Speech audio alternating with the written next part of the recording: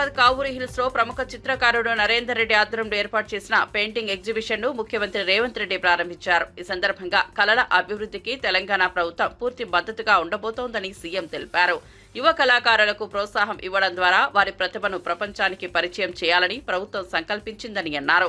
చిత్రకారుడు నరేందర్ రెడ్డి సృజనాత్మకతను ప్రశంసించిన రేవంత్ ఆయన అభినవ కళారూపాలను ఎగ్జిబిషన్ ద్వారా ప్రజల ముందుకు తీసుకురావడాన్ని అభినందించారు. కళల అభివృద్ధికి మరిన్ని అవకాశాలు కల్పించేందుకు చర్యలు తీసుకుంటామని వెల్లడించారు.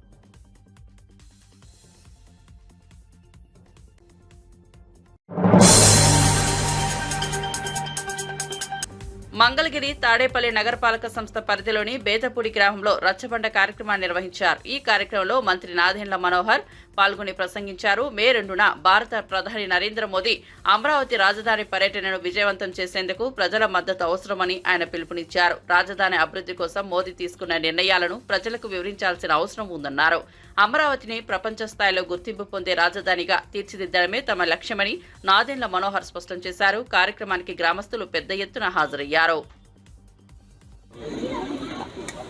ఈరోజు జనసేన పార్టీ బేతపూడి గ్రామంలో గౌరవ ప్రధానమంత్రి గారు అమరావతి పునర్నిర్మాణం కోసం మే 2వ తారీఖున వస్తున్న సందర్భంగా మా మండల కార్యకర్తలు నాయకులు అదేవిధంగా నియోజకవర్గ స్థాయి నాయకులు అందరినీ కూడా కలిసి ఒక అద్భుతమైన స్వాగతం పలికే విధంగా కూటమిలో మీ అందరం కూడా బాధ్యతతోటి ఇక్కడ చేయాల్సిన ఏర్పాట్ల గురించి సమీక్షించుకోవడానికి ఒక పండుగ వాతావరణంలో చక్కటి గ్రామీణ వాతావరణం ఈ బేతపూడి గ్రామంలో ఈ రోజున మీ అందరం కూర్చుని మాట్లాడుకోవడం జరిగింది.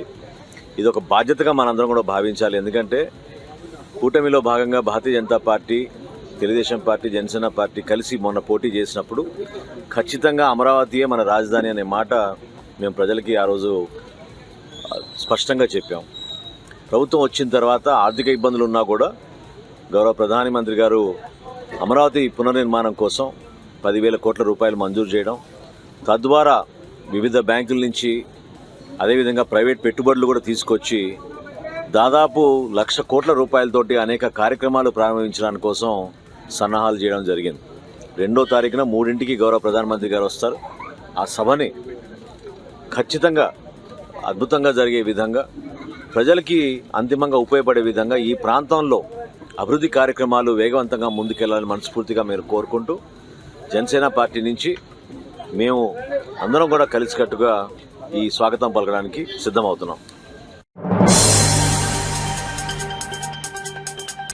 ప్రజాస్వామ్యంలో ఇవే బ్లాక్ డేలు అని ఎమ్మెల్సీ కేఆర్జే భరత్ ఆగ్రహం వ్యక్తం చేశారు. ముఖ్యమంత్రి నియోజకవర్గంలోనే ప్రజాస్వామ్య పరిరక్షణ కాపాడకపోతే రాష్ట్రంలో ఎలా సాధ్యమవుతుందన్నారు. ధైర్యం ఉంటే పార్టీ మారిన వారు రాజీనామా చేసి మళ్లీ గెలిచి టీడీపీ అభ్యర్థులుగా చైర్మన్ పదవులు పొందాలని సవాల్ విసిరారు. విప్ ధిక్కరించిన వారిని పార్టీ నుంచి సస్పెండ్ చేసి వారి పదవులను తొలగించేందుకు కోర్టులో కేసు వేస్తామని స్పష్టం చేశారు. ప్రజల నమ్మకాన్ని మోసం చేయడం చాలా హేయమైన చర్య అని విమర్శించారు. ప్రజాస్వామ్య విలువలను కాపాడేందుకు పోరాటం కొనసాగుతుందని భరత్ హామీ ఇచ్చారు. పార్టీకి 18 కౌన్సిలర్ల బలం ఉన్నప్పటికీ ఈరోజు చైర్మన్ ఎన్నిక అని తెలిసిన వెంటనే గడిచిన 4 రోజులుగా ఎన్ని రకంగా బెదిరించాలో, ఏ రకంగా వ్యవస్థను ఉపయోగించుకుని భయపెట్టాలో, వారికి ఉండేటటువంటి భూముల మీద, ఆస్తుల మీద వారిని బెదిరించి, లేదా ఒక్కొక్క అభ్యర్థికి 50 లక్షల దాకా డబ్బులు ఆఫర్ చేసి ఈరోజు బలవంతంగా వారిని వైఎస్ఆర్సీపీ పార్టీని వీడి తెలుగుదేశం పార్టీలో జాయిన్ చేసుకునేటటువంటి కార్యక్రమాలు కూడా కుప్పం నియోజకవర్గంలో జరుగుతూ ఉన్నాయి.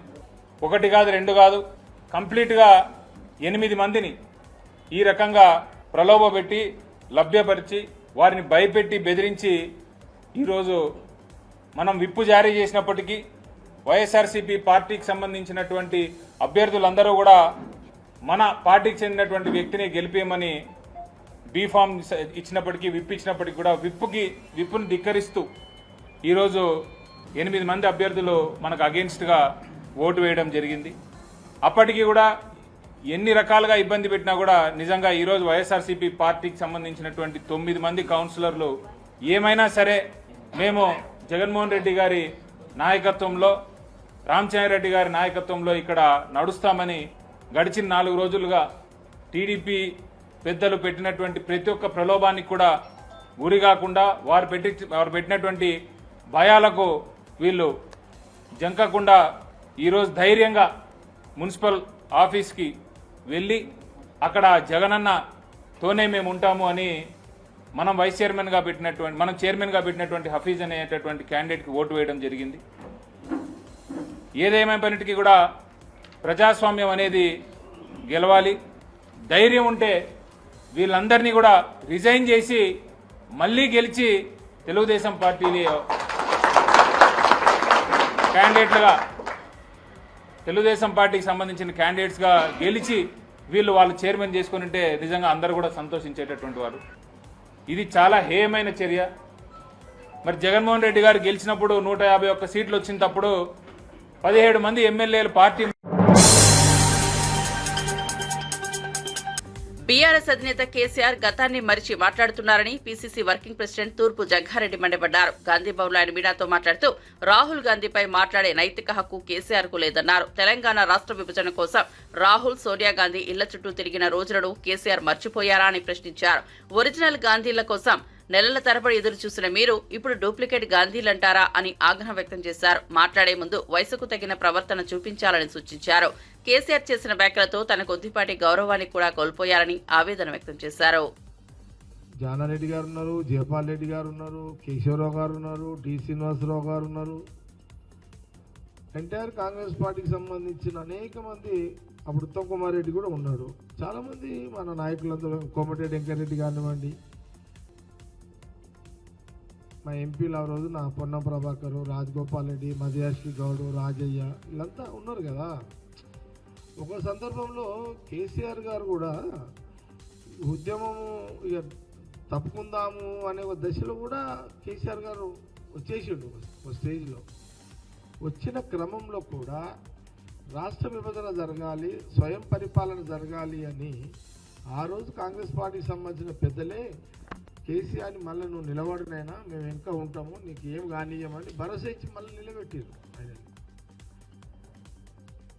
రోషయ్య గారు ముఖ్యమంత్రిగా ఉన్నప్పుడు కూడా అంత ఆ యొక్క ఏది రాష్ట్ర విభజనలో ఆ దీక్ష ఏదైతే జరిగిందో కేసీఆర్ది, అది కూడా కాంగ్రెస్ వాళ్ళే నిలబెట్టింది మళ్ళీ. అది అంటే నేను ఈ మాట ఎందుకు చెప్తున్నా అంటే, నేను ఒక మాట కేసీఆర్ రాహుల్ గాంధీ గారితో పాటు మా నాయకుడు రాహుల్ గాంధీ గురించి మళ్ళీ మీకు చెప్తా.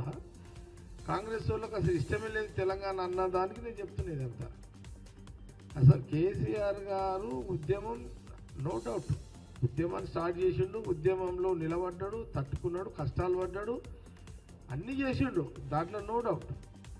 కానీ ఒక స్టేజ్లో ఓపిక నశించింది కేసీఆర్కి. నశించి ఆయన డ్రాప్ అయిపోతున్నాడు. ఇక రోషయ్య గారు ముఖ్యమంత్రి ఉన్నప్పుడు డ్రాప్ అయిపోతున్న టైంలో ఇట్లా కాదు అని చెప్పి మళ్ళీ మా కాంగ్రెస్ వాళ్ళే పోయి కూర్చొని అతను కూర్చుని పెట్టి సీక్రెట్ కోదండరామ్ని అడ్డం పెట్టి ఇట్లా కొంత కోదండరామ్ని కానీ లేకపోతే కొంత కృష్ణమాదిగ కానీ వాళ్ళు వీళ్ళని దించి ఆ దీక్ష, ఇదంతా ఒక ఎపిసోడ్ నడిచింది కదా. ఇదంతా బ్యాక్గ్రౌండ్ అంతా కథ కార్ఖానా అంతా కూడా ఎవరు కాంగ్రెస్ వాళ్ళే. అసలు కాంగ్రెస్ నాయకత్వం అంటూ లేకపోతే రోషయ్య గారు ముఖ్యమంత్రిగా టైంలో దీక్ష కేసీఆర్ గారు కూర్చునే వాళ్ళు కాదు. ఇది నిజం. ఇది రాజకీయ విమర్శ కాదు, కొంత వాస్తవాలు చెప్పాలి కాబట్టి చెప్తున్నాను నేను. ఆ రోజు దాని బ్యాక్గ్రౌండ్ అంతా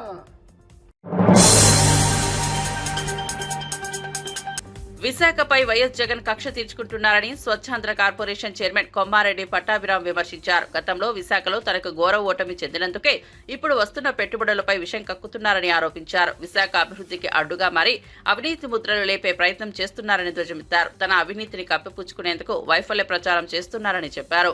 జగన్ చేస్తున్న తప్పుడు ఆరోపణలను ప్రజలు తిరస్కరించాలని, విశాఖ అభివృద్ధి కోసం ప్రతి ఒక్కరూ కృషి చేయాలని పిలుపునిచ్చారు.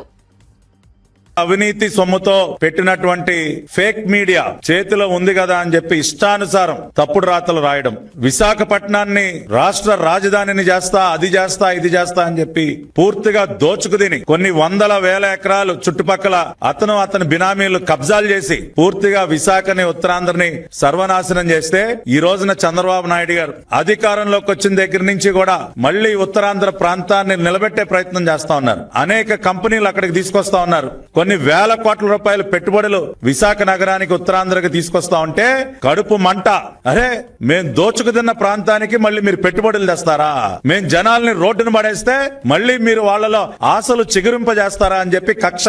అందుకనే ఈ రోజున అక్కడికి మేం తీసుకొస్తున్నటువంటి పెట్టుబడుల పైన ఇదిగో ఈ తప్పుడు రాతలు, లేనటువంటి విషయాల్ని సృష్టించి అబద్ధపు రాతలు. మరీ ముఖ్యంగా ఉర్సా కంపెనీకి చెందినటువంటి ఇన్వెస్ట్మెంట్ ఏదైతే ఉందో, Ursa clusters private limited, Ursa cluster USA entity అయినటువంటి, యుఎస్ఏ కంపెనీ అయినటువంటి Indian subsidiary Ursa clusters private limited వారు మన రాష్ట్రంలో దాదాపుగా 5,196 కోట్ల రూపాయల పెట్టుబడి, 2,500 మందికి ఉపాధి కల్పించడం కోసం అక్కడ ఒక డేటా సెంటర్ ని, ఐటీ ఆఫీస్ ని నెలకొల్పడానికి వారు ముందుకొచ్చి రాష్ట్ర ప్రభుత్వానికి ప్రతిపాదనలు ఇస్తే 2,500 మందికి ఉపాధి దొరుకుతుంది. దాదాపు 5,200 కోట్ల రూపాయల పెట్టుబడి మన రాష్ట్రానికి వస్తున్నటువంటి సందర్భంలో వారికి భూ కేటాయింపులు చేస్తే డేటా సెంటర్ కి 56.36 ఎకరాలు, ఐటీ స్పేస్ కి 3.5 ఎకరాలు భూ కేటాయింపులు చేస్తే దానిపైన విషం కక్కుతా ఉన్నారు. ఉర్సాకు ఊరికే ఊరు పేరు లేని ఉర్సాకు విశాఖలో అత్యంత కారు చౌకగా ఎకరం 99 పైసలకే. ఎవడు చెప్పాడా మీకు? ఇవాళ అడుగుతా ఉన్న ఈ దిక్కుమాలిన పత్రిక, ఈ పత్రికలో తప్పుడు రాతలు రాయిస్తున్నటువంటి జగన్ రెడ్డి, అతని దొంగల దోపిడీ ముఠ, ఫేక్ ముఠ, వారిని నేను సూటిగా ప్రశ్నిస్తా ఉన్నా. ఉర్సా కంపెనీకి 99 పైసలకే ఎకరాన్ని మేం కట్టబెట్టాం అని ప్రూవ్ చేయడానికి మీ దగ్గర ఉన్నటువంటి కాగితం ఏంటి? దేని ఆధారంగా మీరు ఈ తప్పుడు రాతలు రాస్తా ఉన్నారు? ప్రజల్ని మభ్యపెడతా ఉన్నారు. రాష్ట్రానికి వస్తున్నటువంటి పెట్టుబడులను అడ్డుకునే ప్రయత్నం చేస్తా ఉన్నారు. మీరు జవాబు చెప్పండి. దేని ఆధారంగా ఈ తప్పుడు రాతలు రాశారు? ఏదన్నా జీవో కాపీ ఉందా మీ దగ్గర? ఉర్సాకి 99 పైసలకే ఎకరం భూమి కేటాయిస్తున్నాం అని చెప్పడానికి మీ దగ్గర జీవో కాపీ ఉందా? బీఆర్ఎస్ మోడల్ అంటే ఏడాదికి ఒకసారి సభ పెట్టి ప్రజల్లో కనిపించడమేనని బీజేపీ రాష్ట్ర ప్రధాన కార్యదర్శి గుజ్జుల ప్రేమేందర్ రెడ్డి విమర్శించారు. బీజేపీ కార్యాలయంలో మీడియాతో మాట్లాడుతూ కోట్ల రూపాయల ఖర్చుతో సభలు నిర్వహించి ప్రజలను మభ్యపెట్టే ప్రయత్నం చేస్తున్నారని ధ్వజమెత్తారు. కేసీఆర్ పాలనలో ఫోన్ ట్యాపింగ్, ధర్నా చౌక్ ఎత్తివేత, అక్రమ అరెస్టులు వంటి వ్యవహారాలు ప్రజలను విసిగించాయని తెలిపారు. బీఆర్ఎస్ రద్దతోత్సవ సభపై 200 కోట్లకు పైగా ఖర్చు చేయడం దారుణమని పేర్కొన్నారు. కాంగ్రెస్, బీఆర్ఎస్ పార్టీలు గతంలో కలిసి పనిచేశాయని, మజ్లిస్ పార్టీతో మిత్రత్వం చూపించినట్లు ఆరోపించారు. బీఆర్ఎస్ కు ప్రజలు గుణపాఠం చెప్తారని అన్నారు. పెద్ద మాటలు మాట్లాడతారు కదా బీఆర్ఎస్ వాళ్ళు, మరి ఏమైందని నేను అడుగుతున్నా. 200 కోట్లు పైగా ఖర్చు పెట్టింది నిన్నటి మీటింగ్కు. అన్ని కోట్లు ఖర్చు పెట్టి ఆ మాత్రం మీటింగ్ పెట్టడం అనేది ఎవరైనా చేయగలుగుతారు. దాంతోనే నేను అధికారంలోకి వచ్చేపోయినా, ఇక వచ్చేసి నేనే పోలీసుల గురించి మాట్లాడు. అరే, నీ ఫోన్ ట్యాపింగ్ వ్యవహారం ఏమిటి? నువ్వు అదేంది మన ధర్నా చౌక్ ఎత్తేయడం గురించి ఏమిటి? ఎవరన్నా ఏదన్నా ఒక సమస్య గురించి ఆందోళన పిలిపిస్తే ఎక్కడికక్కడ హౌస్ అరెస్టులు ఏమైంది? ఎక్కడికక్కడ అరెస్టులు ఏమైంది? నీ నియంత్రణతో పోకడలు అనేటి ప్రజలు మర్చిపోయింది కావచ్చు, ఇంకా నాకు బ్రహ్మరథం పడతారని అనుకున్నాడు. కానీ అటువంటి పరిస్థితి ఏమీ లేదు ఇప్పుడు. ఎందుకనంటే ఆయన చేసిన తప్పిదాలు ఆయనను నిరంతరం వెన్నాడుతున్నాయి. కాళేశ్వరం అవినీతి విషయంలో ఒక్క ఈఎన్సీని పట్టుకుంటేనే అన్ని కోట్ల రూపాయలు దొరికినాయి. మరి అందులో పనిచేసిన మిగతా వాళ్ళు, మంత్రులు, మిగతా అధికారులు, తర్వాత మీ కుటుంబ సభ్యులు, ఇవన్నీ చూస్తే ఎన్ని వేల కోట్ల తెలంగాణ ప్రజల యొక్క సొమ్ము బొక్కింలో దీన్ని బట్టి అర్థమవుతుంది. మరి అది ఎట్లా? దాని గురించి ప్రజలు మర్చిపోయింది అనుకుంటున్నావా? కోట్ల రూపాయలు ఖర్చు పెట్టిన ప్రాజెక్టులు ఏమైనాయో, ఇవాళ ఎటువంటి పరిస్థితి ఉన్నాయో ఇవి మర్చిపోయిందా? నువ్వు చెప్పిన మాటలన్నిటి గురించి మర్చిపోయిందా అనుకుంటున్నావా? కాంగ్రెస్ పార్టీ ఉన్ను బీఆర్ఎస్ రెండు దొందే. ఈ రెండింటికి ఏమీ తేడా లేదు. అధికారాన్ని అనుభవించి అక్రమంగా సొమ్ము వెనకేసుకోవడం తప్పితే, విచ్చలవిడిగా అధికారాన్ని ఉపయోగించడం తప్పితే ఇంకొకటి లేదు అని చెప్పి ప్రజలు ఇవాళ అర్థం చేసుకుంటారు. ఈ రెండు పార్టీలకు సారూప్యత, ఈ రెండు పార్టీలు కలిసి గతంలో ఎన్నికల్లో పోటీ చేసి అధికారాన్ని పంచుకున్నాయి. ఈ రెండు పార్టీలు మజ్లిస్ ఫ్రెండ్సే. ఈ రెండు పార్టీలు కొత్తగా మావోయిస్టు ఫ్రెండ్సే. అన్నిట్లా సారూప్యత ఉన్నాయి. రెండు పార్టీలు ఫ్యామిలీ పార్టీలే. ఫ్యామిలీ తప్పితే ఇంకేమున్నది? బీఆర్ఎస్ రజతోత్సవ సభను లక్షలాది ప్రజలు విజయవంతం చేశారని, అందరికీ పేరు పేరున కృతజ్ఞతలు తెలుపుతున్నట్లు మాజీ చీఫ్ విప్ బీఆర్ఎస్ హన్మకొండ జిల్లా అధ్యక్షుడు దాస్యం వినయ్ భాస్కర్ పేర్కొన్నారు. సైకిల్, ఎడ్లబండ్లపై, ఆటోలో పాదయాత్రగా ప్రజలు భారీగా తరలివచ్చి సభను విజయవంతంగా మార్చారన్నారు. సభ కోసం తమ భూములు ఇచ్చి మద్దతు తెలిపిన రైతులకు ప్రత్యేక కృతజ్ఞతలు తెలిపారు. ప్రజల చొరవతో బీఆర్ఎస్ శక్తి మరోసారి నిరూపితమైందని, ఈ విశేషమైన మద్దతుతో పార్టీ బలోపేతానికి మరింత కృషి చేస్తామని స్పష్టం చేశారు. కేసీఆర్ గారిని చూడాలని లక్షలాదిగా ప్రతి గ్రామం నుండి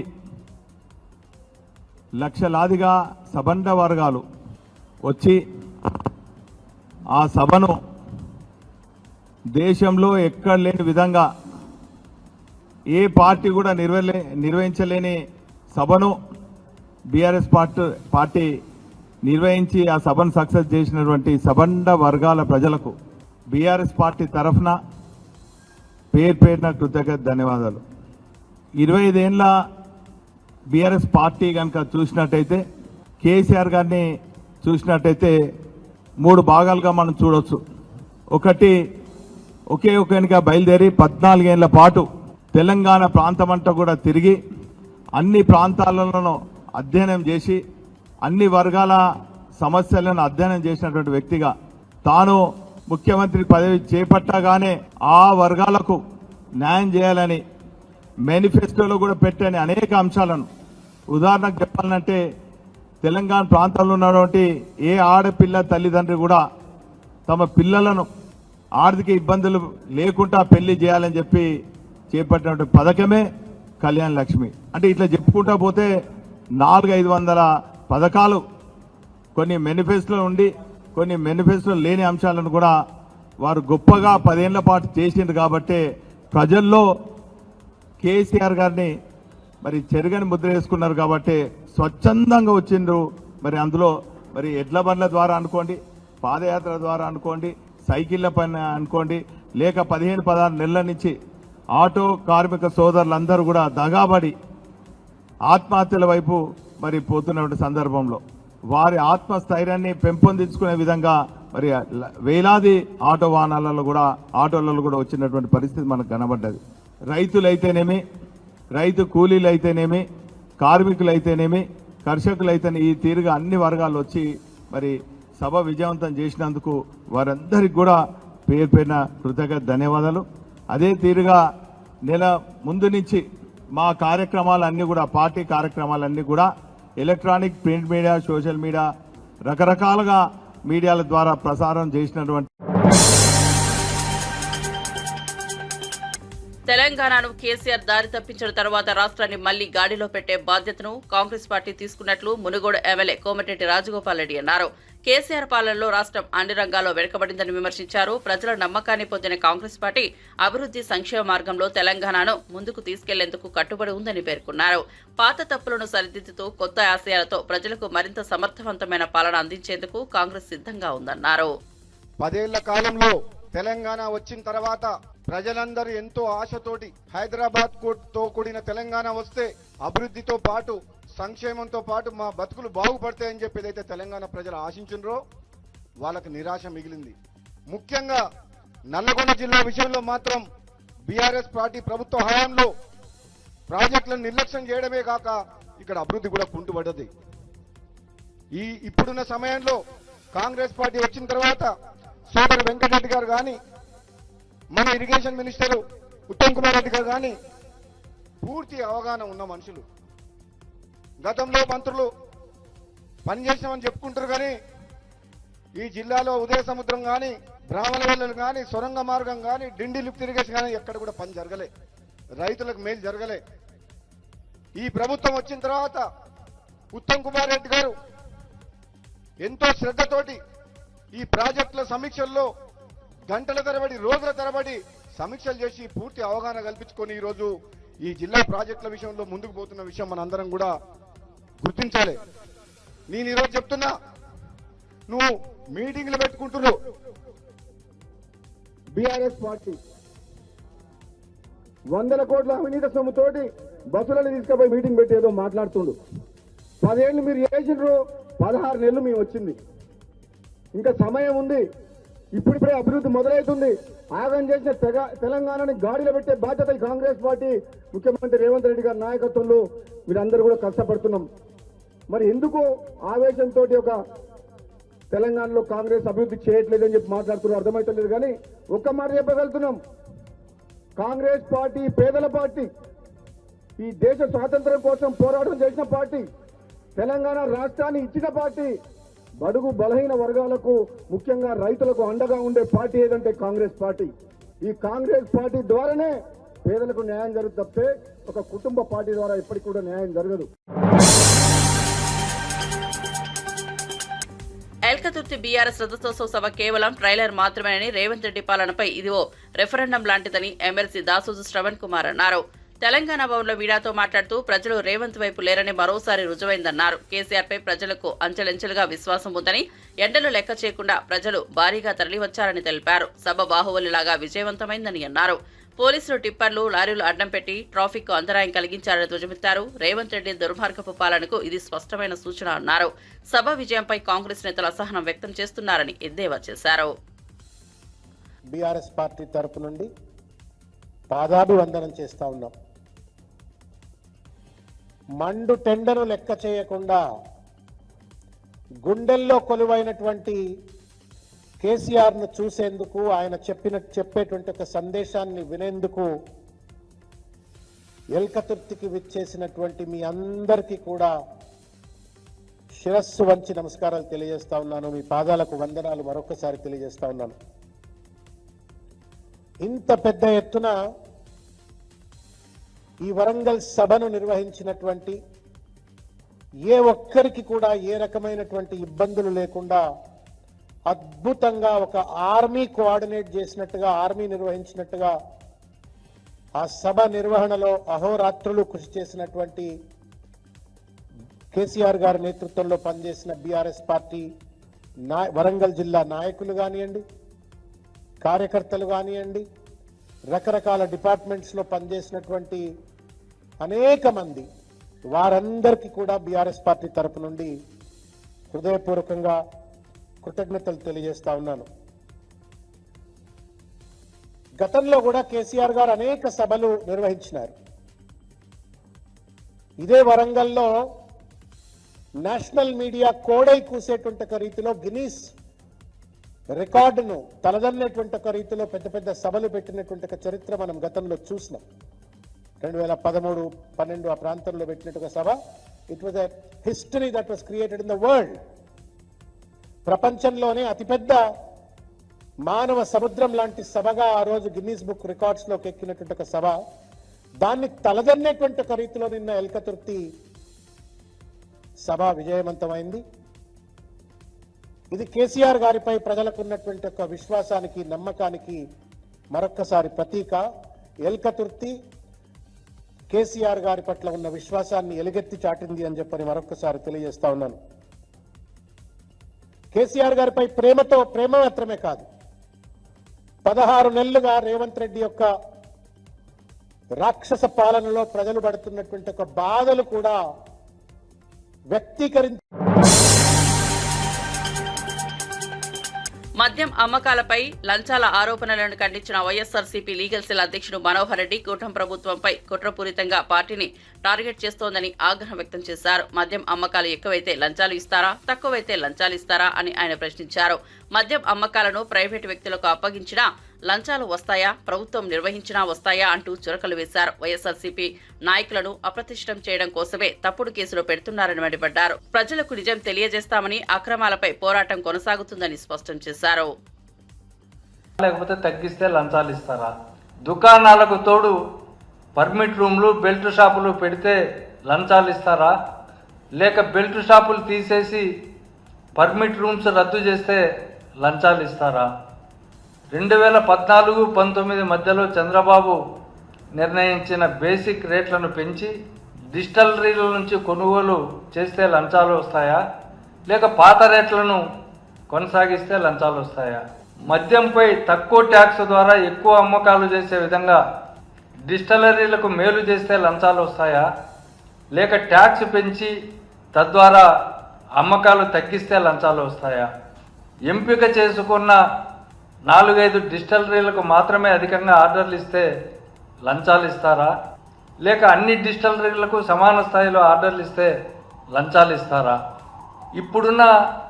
ఇది ప్రజలు ఆలోచించాలా. ఇప్పుడున్న డిస్టిలరీల్లో అధిక భాగం అనుమతులు ఇచ్చిన చంద్రబాబు ప్రభుత్వంలో ఉన్నవారికి లంచాలు వస్తాయా, లేక ఏ ఒక్క డిస్టిలరీకి అనుమతి ఇవ్వని వైఎస్ఆర్సీ ప్రభుత్వంలో ఉన్నవారికి లంచాలు వస్తాయా? ఇది స్పష్టంగా గమనించాలి. ఎందుకంటే 2019-2024 మధ్య ఒక్క డిస్టిలరీ కూడా వైఎస్ఆర్ కాంగ్రెస్ పార్టీ ప్రభుత్వం అనుమతి ఇవ్వలేదు. మద్యం విధానంలో అక్రమ దందా సాగించే సిండికేట్ వ్యవహారాలను మొత్తం ఎత్తేసింది ప్రభుత్వం వచ్చిన తర్వాత. లిక్కర్ షాపుల బిజినెస్ నుంచి ప్రైవేటు వ్యక్తులను పూర్తిగా తొలగించి ప్రభుత్వ ఆధ్వర్యంలోనే అమ్మకాలు సాగించింది. 33% మద్యం దుకాణాలను తీసేసింది. షాపుల సంఖ్యను 380 నుంచి 2934కు తగ్గించింది. మద్యం దుకాణాలకు అనుబంధంగా ఉన్న 43,000 బెల్ట్ షాపులను, 4,380 పర్మిట్ రూములను రద్దు చేసింది. మద్యం ధరలను షాక్ కొట్టేలా పెంచింది. ఎక్సైజ్ నేరాలకు పాల్పడితే శిక్షలను పెంచింది.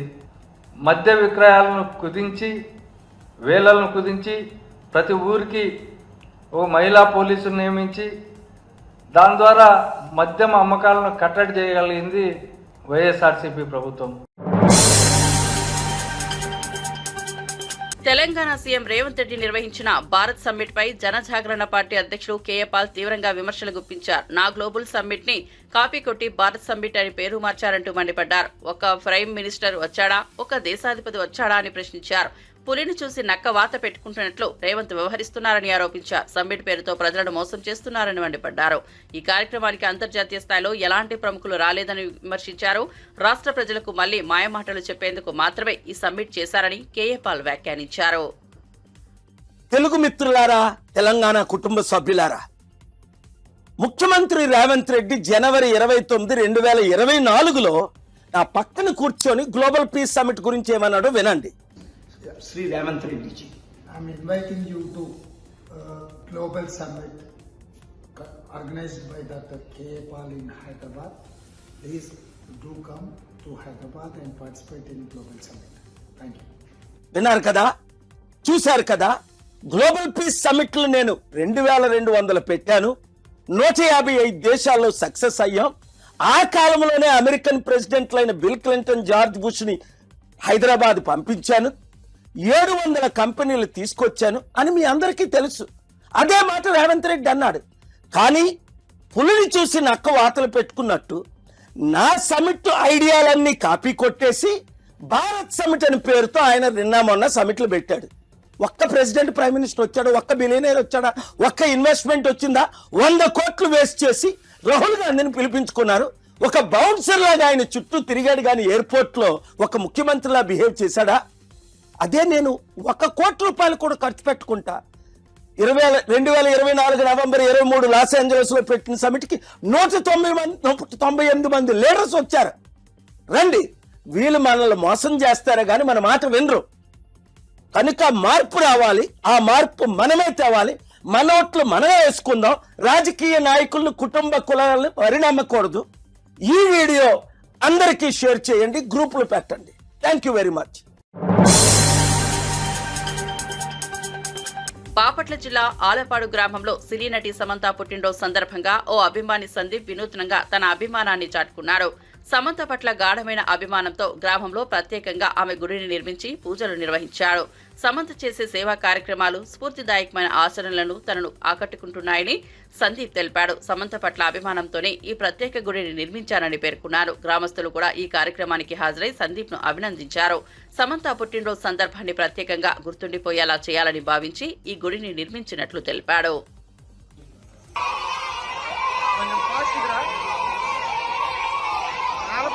చెక్కులు తీసుకెళ్ళి ఆ కెనాల్లో చెక్కులు ఇద్దు కొంచెం తొందరగా ఫైనాన్స్ అడిగి ఆ చెక్కులు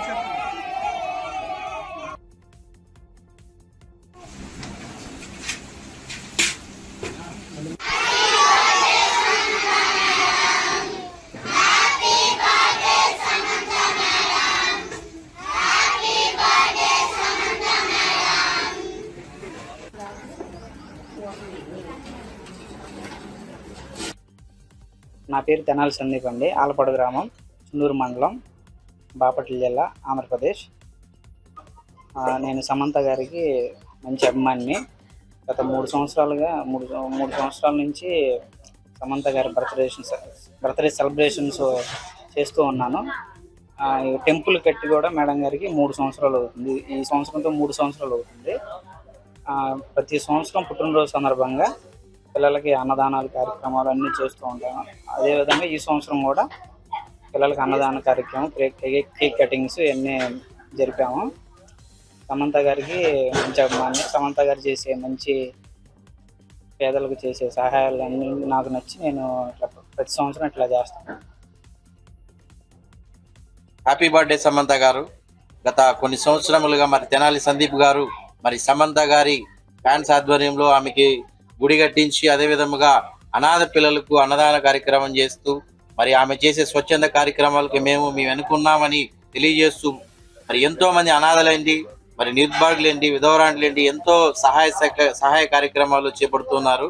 మరి తెనాల్లో ఉన్నటువంటి PGM చిల్డ్రన్ హోమ్ అనాథ శరణాలయం పిల్లలందరినీ ఇక్కడ పిలిచి మరి మంచి వ్యక్తి అయినటువంటి సమంత గారి పుట్టినరోజు సందర్భంగా ఈరోజు ఇంతమందికి అభాగ్యులకు కడుపు నిండగా అన్న పెడుతున్నది చాలా సంతోషనీయకం. మరి ఇలాంటి పుట్టినరోజులు మరిన్ని జరుపుకోవాలని సమంత గారికి ఒకసారి హ్యాపీ బర్త్డే చెప్తున్నాం. Once again happy birthday Samantha గారు. నేను మీ Mahesh, PGM children home director, Tenali.